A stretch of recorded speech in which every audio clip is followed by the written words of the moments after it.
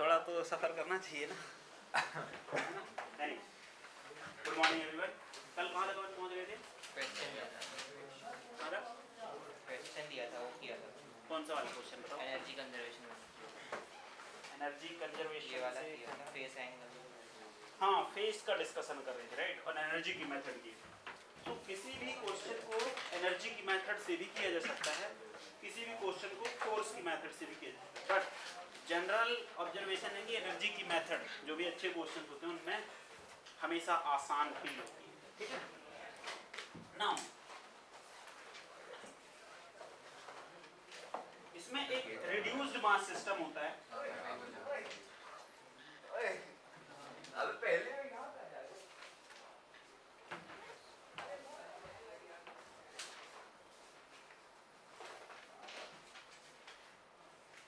Reduced mass system है, ठीक है ना।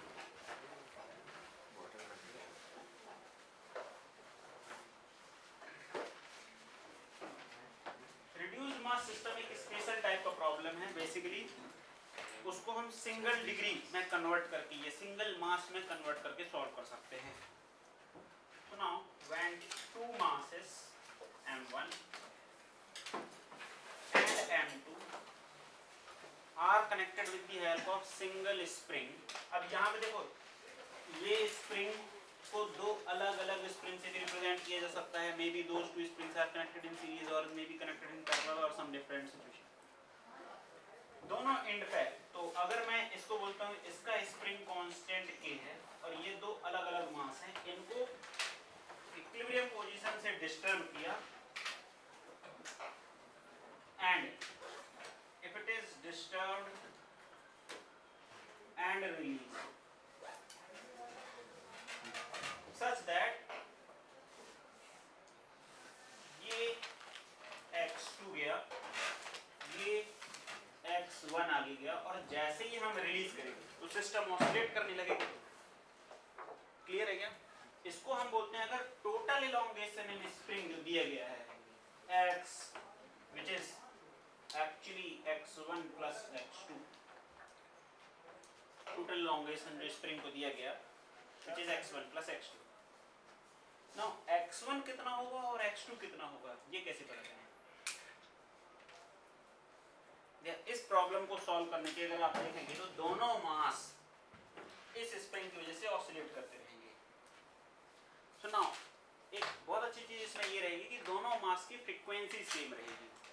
Means whole system is behaving like single mass system. नहीं तो दो अलग अलग मास हैं तो उनकी फ्रीक्वेंसी भी अलग अलग हो सकती है। That is called higher order SHM problems.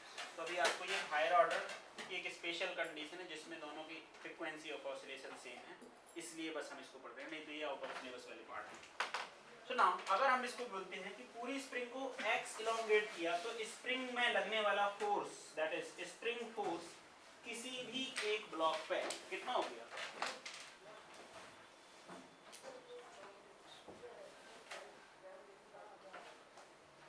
This spring force will be represented as F is equal to kx, isn't it? So now पूरा सिस्टम में कोई नेट फोर्स है क्या? ध्यान से देखना, पूरे सिस्टम में कोई नेट फोर्स है क्या? नेट फोर्स नहीं है। अगर हम स्प्रिंग को, उन ब्लॉक्स को कितना भी इलोंगेट करके छोड़ें, पूरे सिस्टम में नेट फोर्स नहीं है। इसका मतलब नेट फोर्स जीरो है तो सिस्टम हमेशा ऐसा टाइप का सिस्टम बन गया कि सेंटर ऑफ मास इस पूरे सिस्टम का जहां पे भी होगा, centre of mass of the whole system is not moving at all. क्या सेंटर ऑफ मास को रेस्ट पे कंसीडर किया जा सकता है? Force acting on any of the block is this much and net force on the system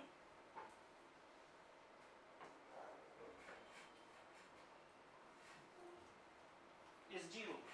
जब पूरे system में नेट फोर्स जीरो है, इसका मतलब centre of mass is not at all oscillating, it is at rest.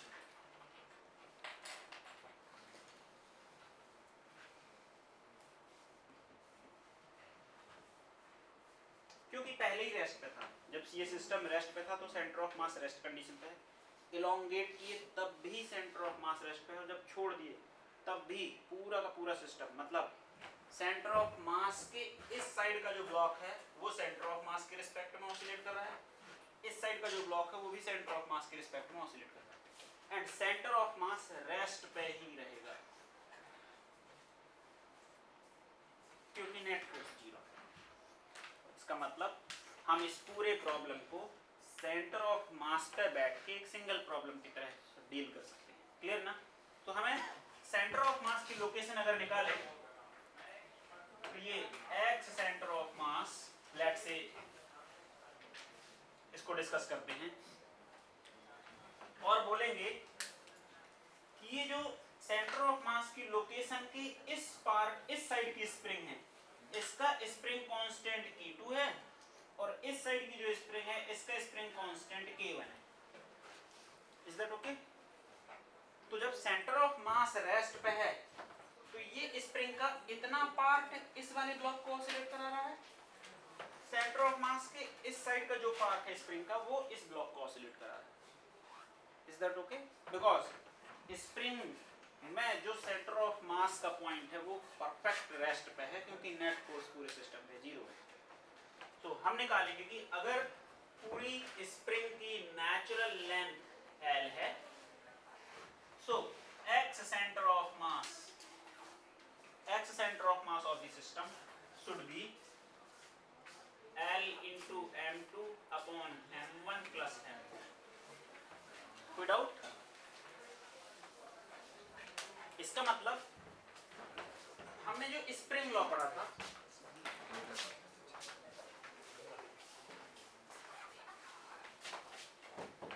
From spring law, spring constant into natural length of spring must be equal to constant, that means K into L is equal to K1। अगर spring के इस side का section का spring constant K1 बोल रहे हैं तो इस साइड की लेंथ कितनी हो जाएगी? x सेंटर ऑफ मास, और दूसरे साइड का स्प्रिंग कांस्टेंट अगर हम K2 बोल रहे हैं, this should be L minus x। हमें कोई भी एक वैल्यू निकालें, या तो K1 निकालें या तो K2 निकालें, राइट?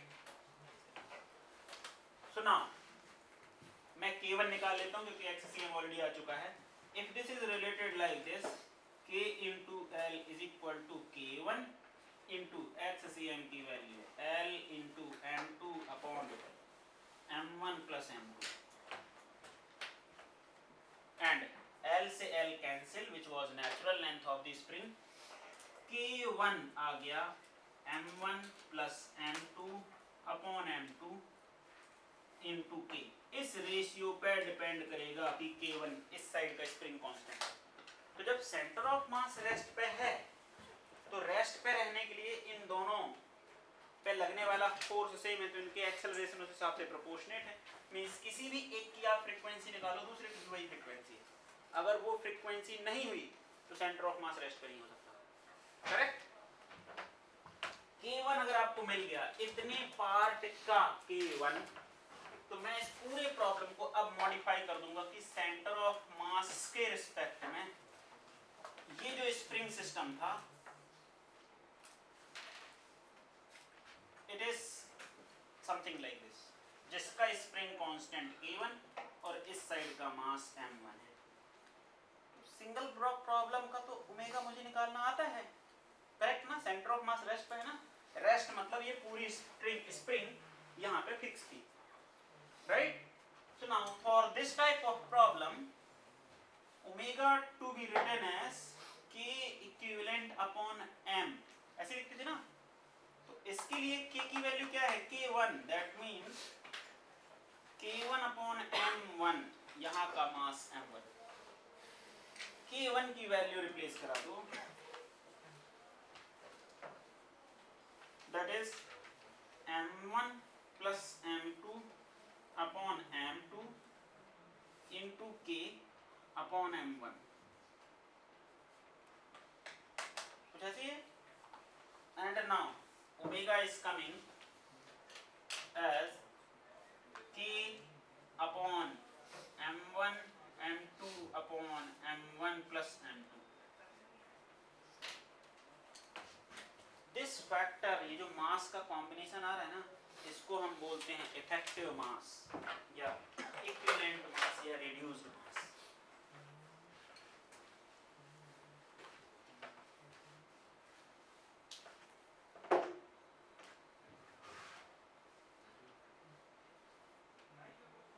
इफेक्टिव मास, रिड्यूस्ड मास या equivalent mass.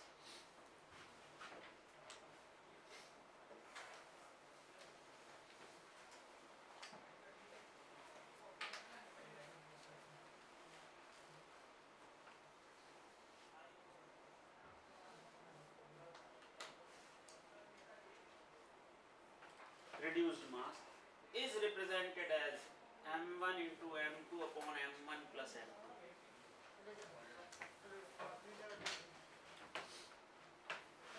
So omega will always be written like this, k equivalent upon m equivalent. अब इसको m equivalent लिख लो या mu लिख लो, कई बार mu नोटेशन में यूज किया जाता है, so don't get confused.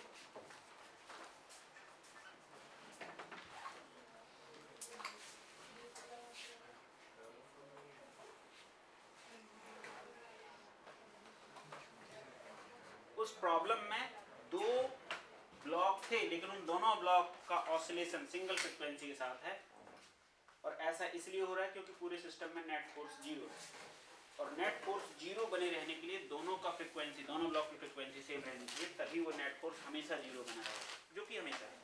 अब उसमें से अगर आपको x1 कैलकुलेट करना चाहिए, अगर हमने डिस्प्लेसमेंट, ध्यान देना, अगर हमने पूरी स्प्रिंग को x एलोंगेट किया है, तो x1 कितना होगा और x2 कितना होगा, वो कैसे आएंगे? उसी स्प्रिंग के हिसाब से। नाउ अगर आपको x1 कैलकुलेट करना है, तो जो फोर्स है F मीन पोजीशन के अबाउट या सेंटर ऑफ मास के about, F is equal to k1 x1 लिखेंगे, and also F is equal to k2 x2 लिखेंगे, इससे x1 x2 आ जाएंगे, which was also equal to k into x। तो जो आप टोटल डिस्प्लेसमेंट स्प्रिंग को दिए हैं x, उसमें से m1 ब्लॉक कितना डिस्प्लेस हुआ x1 निकाला जा सकता है, k1 आ चुका, m2 ब्लॉक कितना डिस्प्लेस हुआ वो भी पता चल जाएगा। x1 और x2 के अगर ऑसिलेशन लिखें, that will be written as initial value जो कुछ भी x1 की आएगी, अगर लेट से आप x0 डिस्प्लेसमेंट देंगे, x0 डिस्प्लेसमेंट देंगे इनिशियल, तो इसके हिसाब से ये कैपिटल X1 कैपिटल X2 अलग अलग निकलेंगे, ध्यान देना। तो ये बनेगा कुछ x1 capital X1 into cos of omega t, second block का ऑसिलेशन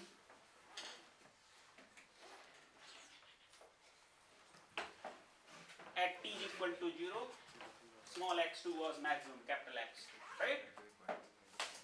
तो दोनों का ऑसिलेशन सेम है, दोनों के लिए ओमेगा ये रहेगा, ओमेगा की वैल्यू ऐसे ही बनेगी। This is known as reduced mass system. अब ये क्वेश्चन ऐसे बन किया जाएगा आपको। सो रिड्यूस्ड मास सिस्टम में आपको बस एक ही इंपॉर्टेंट पॉइंट याद रखना है कि पूरा सिस्टम सेंटर ऑफ मास के अबाउट ऑसिलेट होता है, सेंटर ऑफ मास रेस्ट पे रहता है। सिंगल ब्लॉक प्रॉब्लम जो भी थे उसमें सेंटर ऑफ मास ब्लॉक पे ही रहता है, और वो रेस्ट पे नहीं है, मोशन के दौरान सेंटर ऑफ मास भी ऑसिलेट कर रहा होता है, net force non zero. Now देखो रिड्यूस्ड मास सिस्टम से रिलेटेड क्वेश्चंस कैसे बन सकते हैं।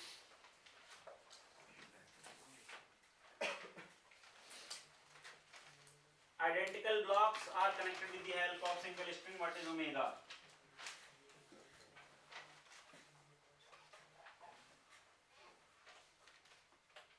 दो स्प्रिंग्स कनेक्ट कर दी,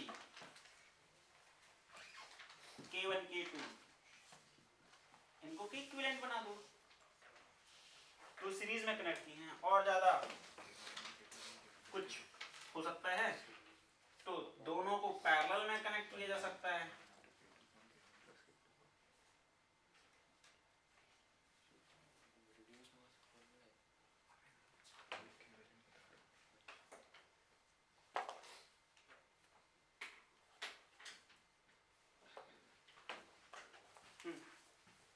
के इक्विवेलेंट कन्वर्ट करके सिंगल स्प्रिंग में कनेक्ट करो, और ऑसिलेंट मास वैसे ही आएगा। इनमें ओमेगा पूछा जा सकता है कितना है।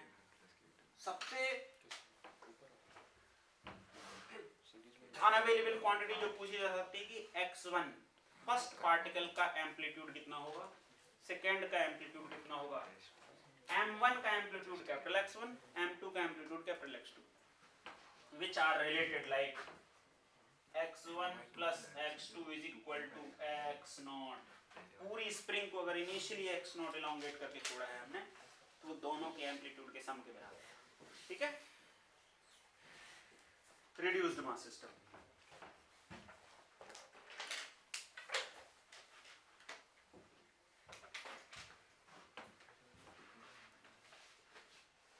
अब जैसा हमने इसको m1 k1 के लिए सॉल्व किया, कोई इसको m2 k2 के लिए भी सॉल्व कर सकता है, उससे भी ओमेगा सेम ही आएगा, करके देख लो।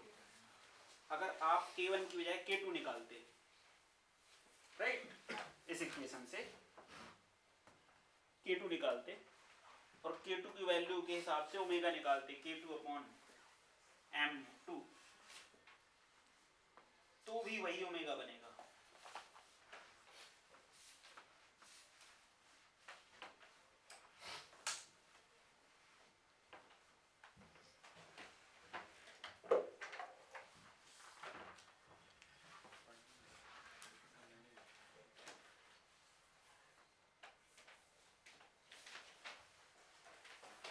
फिर इसका एक और क्वेश्चन करते हैं।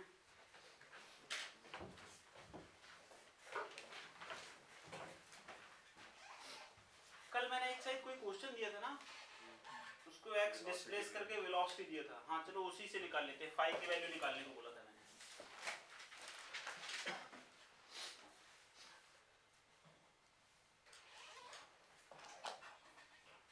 When a block is displaced with a value of x0 and given velocity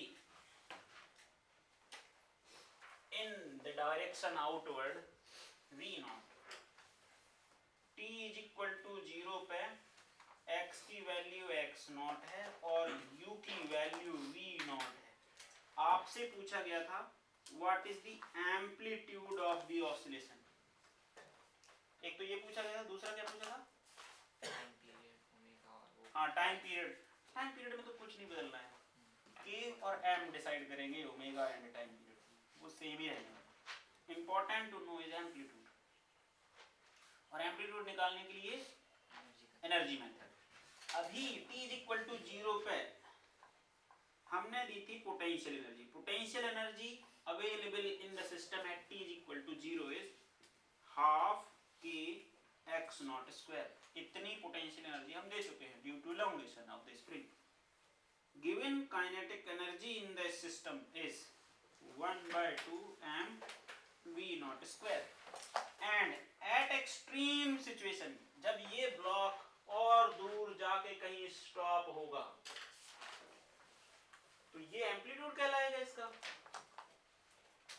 वहां पे जाके stop. Amplitude means extreme location, means block rest पे आना चाहिए। Eight extreme location velocity will become 0। So now total energy है 1/2 k x0 square plus 1/2 m v0 square.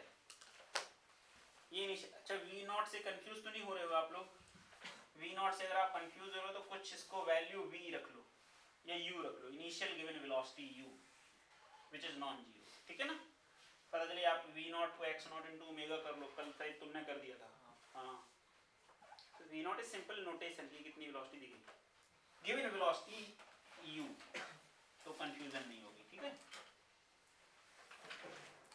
At present now जब ये जाके एक्सट्रीम लोकेशन पे एट स्टॉप हो जाएगा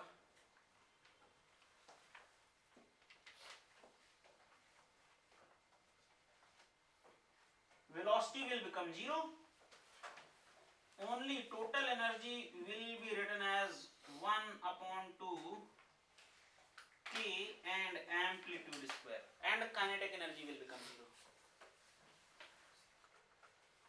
0 kinetic energy at extreme location। now total energy conserved, यहाँ से आपको एम्पलीट्यूड पता चल जाएगा।